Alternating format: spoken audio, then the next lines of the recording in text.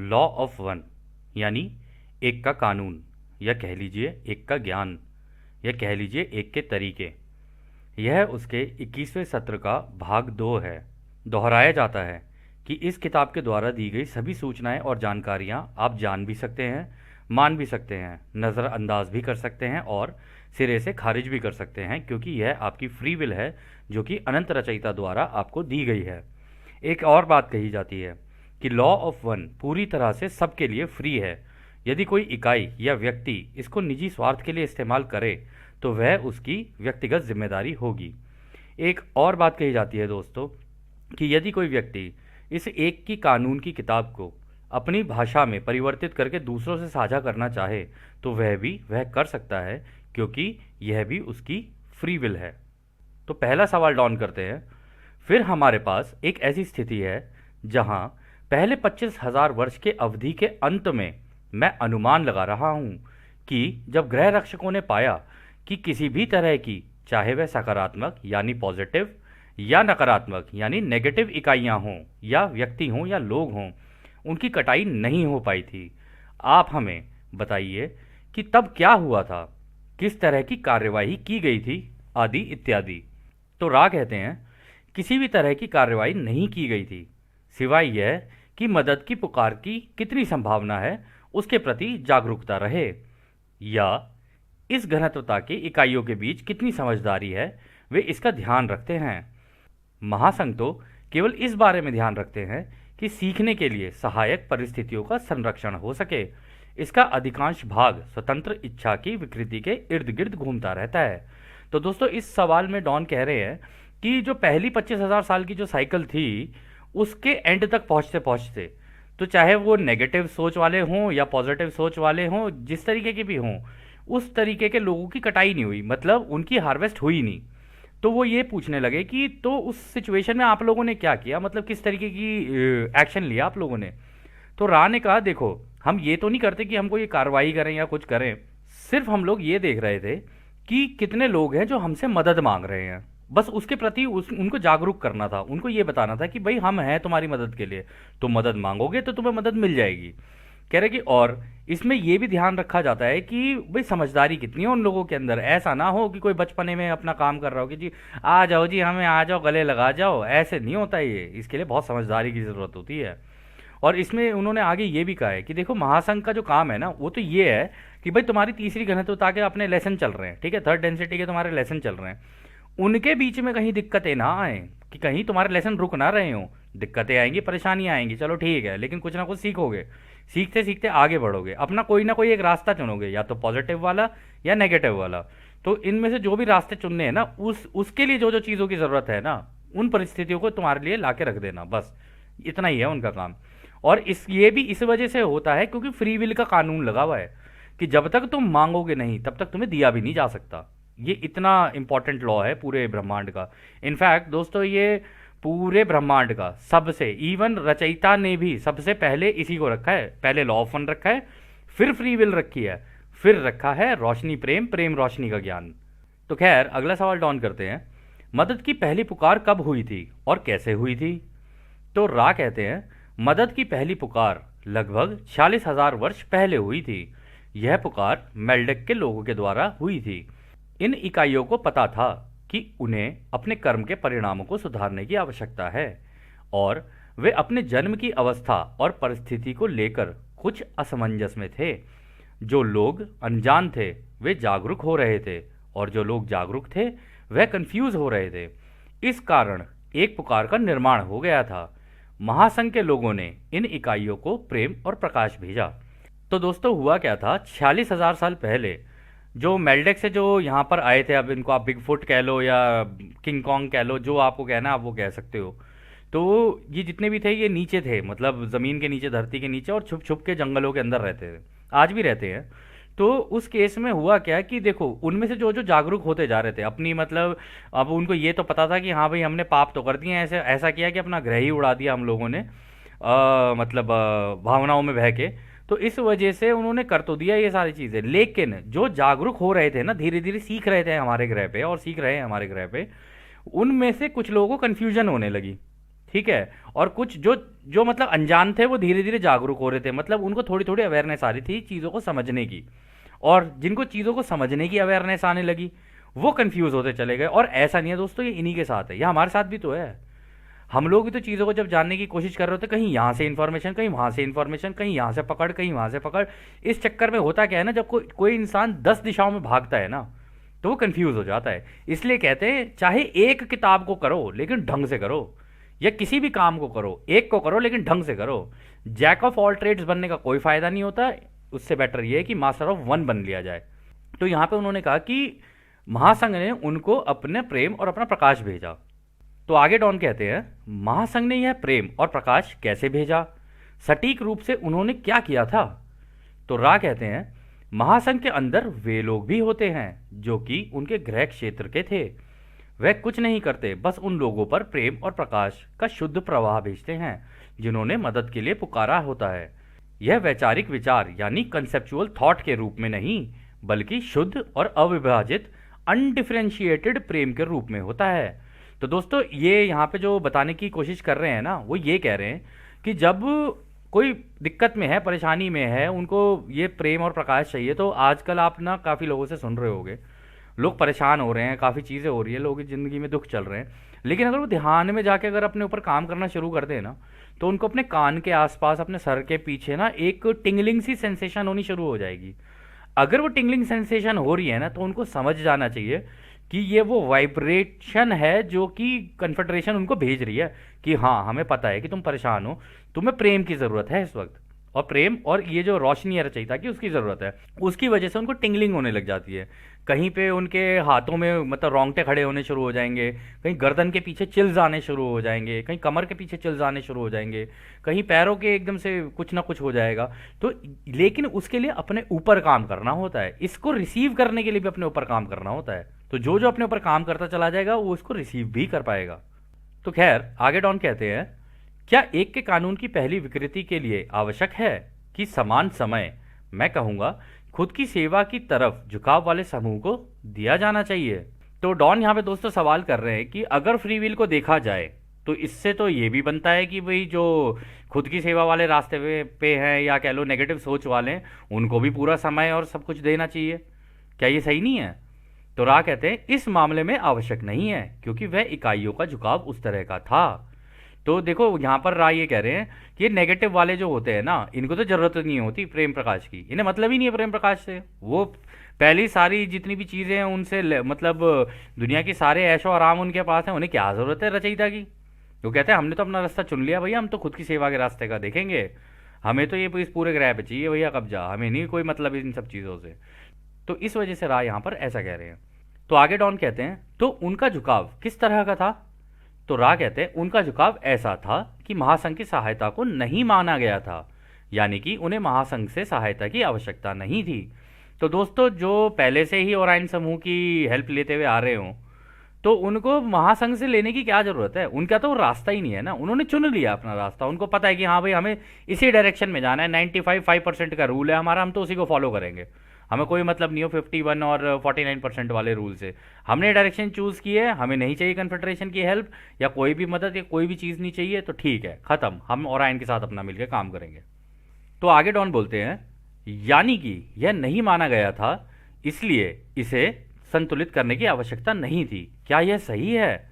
तो रा कहते हैं हाँ यह सही है। संतुलन के लिए जो आवश्यक है वह है अवसर। जहां अज्ञानता होती है वहां कोई अवसर नहीं होता है, जहां संभावना होती है वहां प्रत्येक अवसर संतुलित होता है।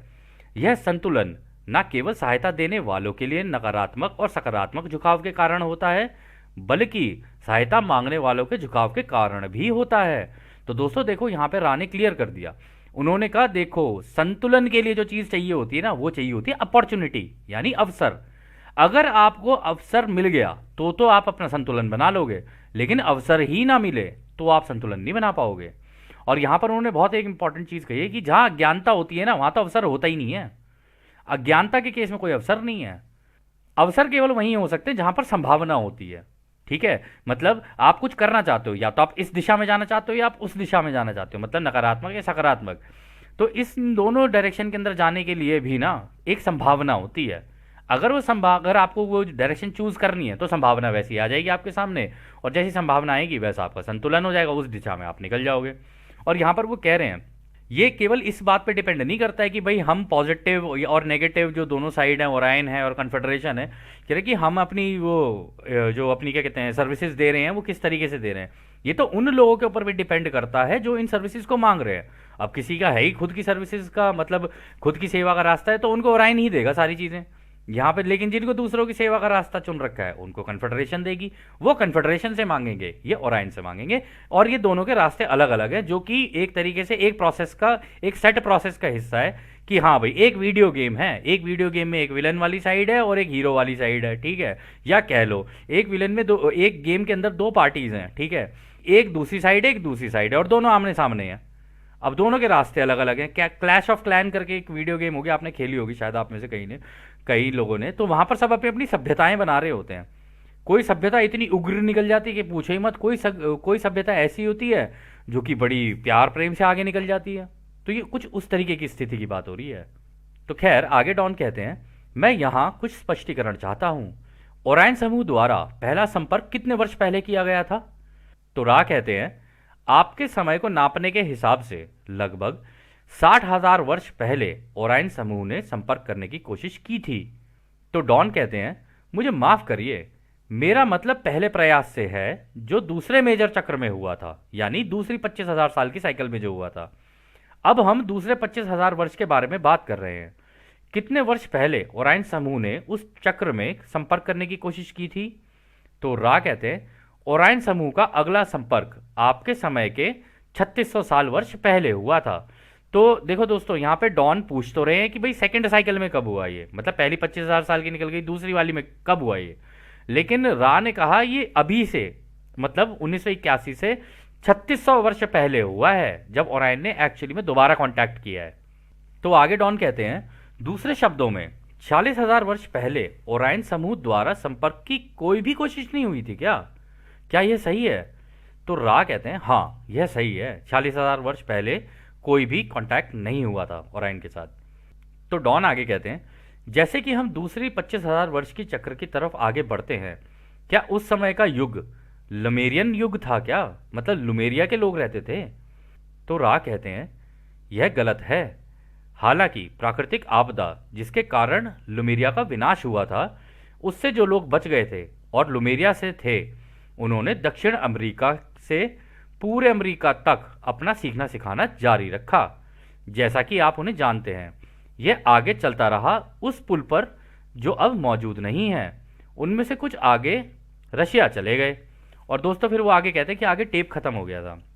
तो कह रहे थे जो लेमुरियन सिविलाइजेशन थी ना, उनको पता था कि प्राकृतिक आपदाएं आने वाली हैं, तो उन्होंने समझदारी दिखाई, क्योंकि वो मेडिटेशन वगैरह करते होंगे, ठीक है, क्योंकि उसी तरीके की सभ्यता थी वो, जैसा कि रा ने पहले भी बताया कि आध्यात्मिक रूप से आगे बढ़ रहे थे। तो उनको पहले ही पता था कि इस तरीके की आपदाएं आएंगी, तो सारे अलग अलग डायरेक्शंस में निकल गए।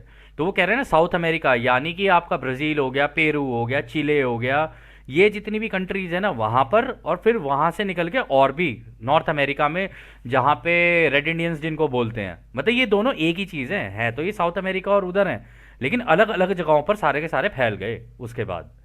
तो खैर आगे डॉन सवाल करते हैं, हम जल्दी से दोहरा लेते हैं, कितने वर्ष पहले लेमुरिया में प्राकृतिक आपदा हुई थी? तो रा कहते हैं आपके समय के 50,000 वर्ष पूर्व हुआ था। उसकी शुरुआत आपके समय के लगभग 53,000 वर्ष पूर्व हुआ था, जो कि पहले मास्टर चक्र के अंतिम छोटे चक्र तक खत्म हुई थी।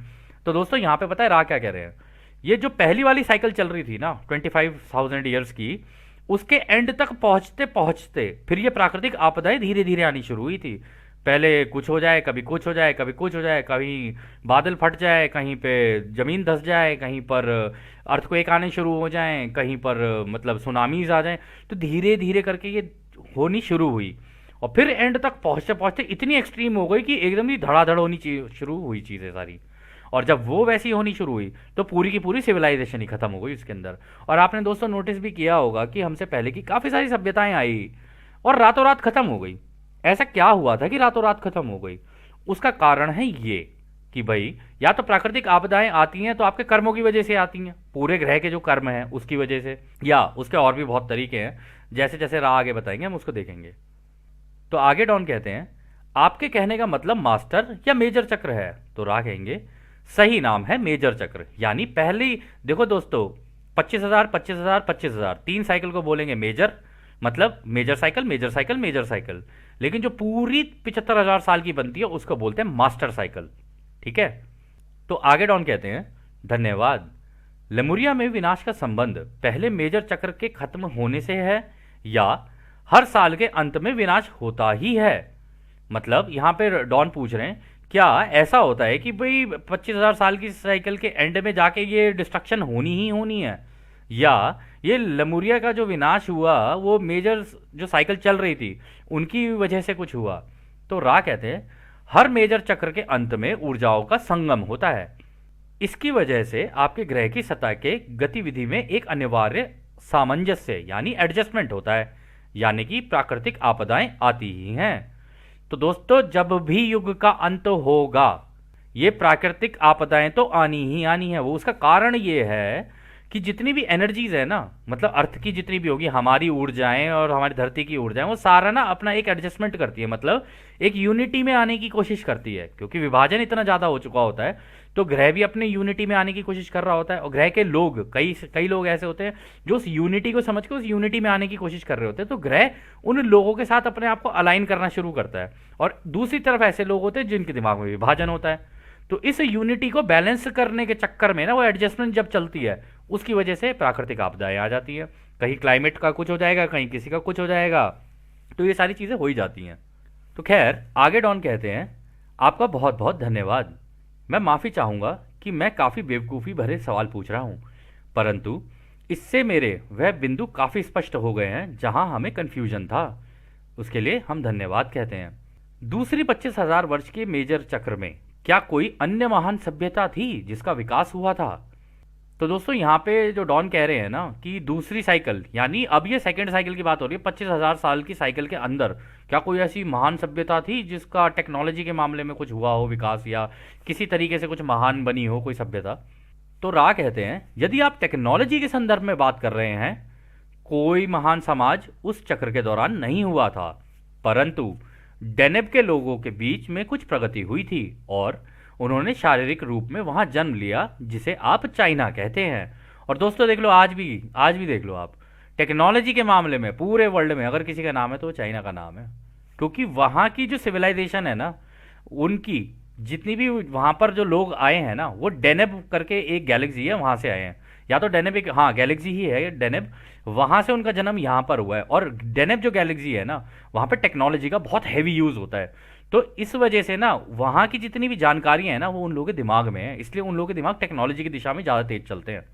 या ये भी कह सकते हो कि उनको किसी ने टेक्नोलॉजी पकड़ाई क्योंकि उसको ये पता था कि इनके पास वो दिमाग है जो इस तरीके की टेक्नोलॉजीज बना सकें। तो आप समझ ही सकते हैं ऐसा कौन कर सकता है। तो खैर आगे रा कहते हैं, आपके ग्रहों के कई हिस्सों में हरा किरण ग्रीन रे यानी कि हृदय चक्र को सक्रिय करने के लिए उचित सकारात्मक कदम उठाए गए। इनमें अमेरिका, एक द्वीप जिसे आप अफ्रीका कहते हैं, एक द्वीप जिसे आप ऑस्ट्रेलिया कहते हैं और जिसे आप भारत के रूप में भी जानते हैं, उनके साथ अनेक लोग जो अलग अलग जगह बिखरे हुए हैं, वे सारे लोग शामिल हैं। तो दोस्तों देखो, इस साइकिल के अंदर भी क्या हुआ था आपको याद होगा, उन्होंने कहा था कि भाई युद्ध हो गया इनका लेमुरियंस के बीच में और अटलांटियंस के बीच में। इनका साथ देने के लिए, लेमुरियंस का साथ देने के लिए कन्फेडरेशन उतर गई, उनका साथ देने के लिए हमारे ओराइन भाई साहब उतर गए। तो हुआ क्या कि जब वो हुआ डिस्ट्रक्शन, तो जो लोग समझदार थे वो वहाँ से निकल गए, कुछ अमेरिका चले गए, कुछ अफ्रीका चले गए। अमेरिका में इनको रेड इंडियंस कहते हैं, अफ्रीका में इनको जूलूस बोलते हैं, ऑस्ट्रेलिया गए इनको एबोरिजिनल्स बोलते हैं, हमारे भारत में आए, ठीक है, हमारे भारत में भी ऋषि महर्षि और इस तरीके के लोग आए, ठीक है ना। लेकिन अगर आप इन सब की, अगर आप उसके अंदर देखोगे ना, एक चीज़ कॉमन मिलेगी आपको, सभी ने ये कहा है कि जो भी है ना क्रिएटर एक ही है। इस चीज़ को उन्होंने नहीं छोड़ा कि हाँ एक है, और हर धर्म के अंदर यही बात है, भाई वो जो भी है एक ही है, वो जो भी है एक ही है, क्योंकि उन लोगों को अच्छे से ज्ञान था कि रचयिता है कौन, वो सीख के आए थे, इसलिए अलग अलग जगहों पर बिखर गए और धीरे धीरे अपनी नई नई सभ्यताएं शुरू की। तो खैर आगे रा कहते हैं, इसमें से कोई भी लेमुरिया या अटलांटिस जैसा महान नहीं बन पाया, क्योंकि उस समय उनके समाज का गठन काफी मजबूत था। और यदि अटलांटिस की बात करें तो उनकी टेक्नोलॉजी की समझ महान थी।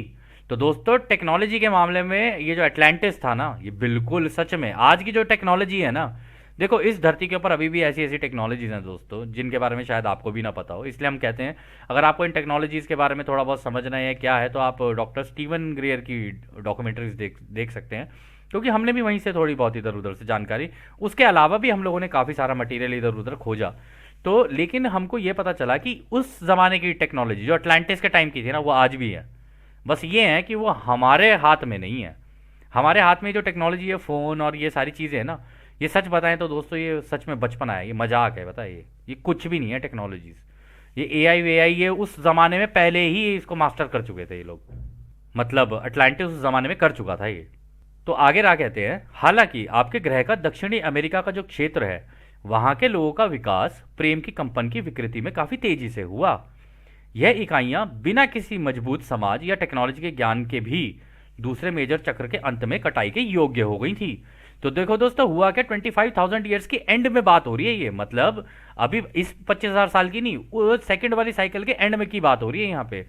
और वहाँ पे ये जो साउथ अमेरिकन जो थे, यानी पेरू हो गया, चिले हो गया, ब्राज़ील हो गया, अर्जेंटीना हो गया, आपका ये हो गया, और भी बहुत सारी कंट्रीज हैं उसमें, कोलंबिया वगैरह हो गए।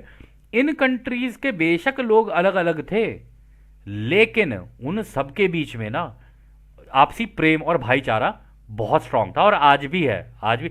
अब थोड़ी सी दिक्कतें वहां पर भी शुरू हो गई हैं, लेकिन आज मतलब उस जमाने के एंड तक पहुंचते पहुंचते ना वो कटाई के योग्य हो गए थे, मतलब उनकी हार्वेस्ट इसका मतलब हुई थी। रा का यही कहने का मतलब है यहाँ पे। और हार्वेस्टिंग कराने का एक ही तरीका, अपना रास्ता चुन लो और अपनी आज़ादी का इस्तेमाल करते हुए दूसरों की आज़ादी का बिना बिना उल्लंघन किए हुए उनको जो जो मदद चाहिए उनको वो दे सको, जितनी तुम्हारी कैपेसिटी है उसमें दे सको, वो देते चले जाओ और मेडिटेशन करते चले जाओ। ये दो काम कर लिए तो आप कटाई के योग्य हो जाओगे, और जब हार्वेस्ट होगी तो आपको ले जाएंगे। यही है उसका तरीका। तो खैर दोस्तों, यह सत्र यहीं समाप्त होता है, और जैसे कि राह हमेशा कहते हैं, अब हम आपको उस एक अनंत रचयिता के प्रेम, उसकी रोशनी, उसकी शक्ति और उसकी शांति में छोड़कर चलते हैं। आद ने हमारे दोस्तों, आद ने वासु। धन्यवाद।